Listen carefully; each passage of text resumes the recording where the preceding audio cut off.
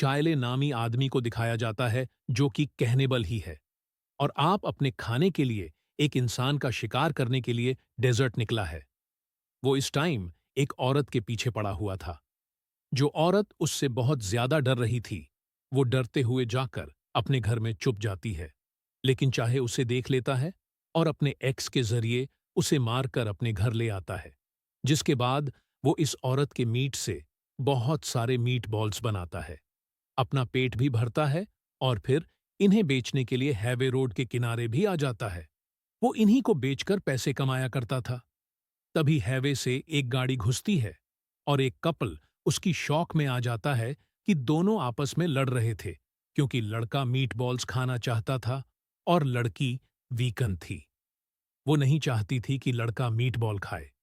इनको meet ball सर्वे कहते हुए चार्ली बहुत सारे जोक भी सुनाता है, जिसे इस लड़के ने बहुत एंजॉय किया।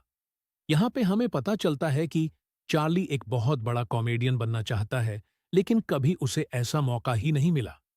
खैर, सामने वाला कपल अब जब जाने ही वाले थे, तो अचानक से चार्ली ने पीछे से अपनी एक्स घुमाकर उस आदमी के ऊपर वार किया और उसे वहीं मार दिया। ये देखकर वो लड़की बहुत ज्यादा डर गई। वो अपनी जान बचाने के लिए भागी और लकली उसे सड़क पर एक गाड़ी भी मिल गई। इस गाड़ी में एलिनोर नाम की एक लड़की थी, जिससे वो अपनी जान के लिए भीख मांगती है, लेकिन एलिनोर उसकी मदद करने से मना कर देती है और रिवील होता है कि वो चार्ली की ही दोस्त थी और उसे पता चल गया था कि ये लड़की इस तरह जो भाग रही है। सरूल, ये चार्ली का ही शिकार है जिसके पास चार्ली यहां पर आता है और उस लड़की को मारकर अपने ले जाता है। फिर इस कपल के मीट से वो दोबारा से मीटबॉल तैयार करना शुरू कर देता है होता है। और अब हम एक क्रिस्टल नाम की बड़ी मशहूर सिंगर को देखते हैं।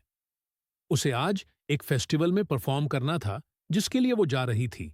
तो रास्ते में चार्ली का एरिया आया, जहां खड़ी थी, अपनी गाड़ी खराब होने का नाटक कर रही थी। असल में वो चार्ली के लिए शिकार करने आई थी। क्रिस्टल ने उसे लिफ्ट दे दी और गाड़ी में बैठते ही एलिनो ने उस पर हमला करके उसे बेहोश कर दिया। इसके बाद चार्ली यहां पर आता है और ये दोनों क्रिस्टल को अपने घर के अंदर ले जाते हैं और वहां जाके चार्ली क्रिस्टल को बांध देता है। क्रिस्टल को जब होश आया तो उसने चार्ली को अपने सामने पाया। चार्ली से पूछा, तुम उसे चाहते क्या हो? तो चार्ली ने कहा, कुछ भी तो नहीं, मैं बस चाहता हूं कि तुम मेरे सामने रहो। ये कहने के बाद उसने क्रिस्टल को बहुत सारे जोक सुनाए और क्रिस्टल को समझ नहीं आई। इसीलिए वो चार्ली का घर भी नॉक करता है, लेकिन चार्ली साफ मना कर देता है कि वो किसी क्रिस्टल नाम की लड़की को नहीं जानता और इस घर में वो अकेला रहता है।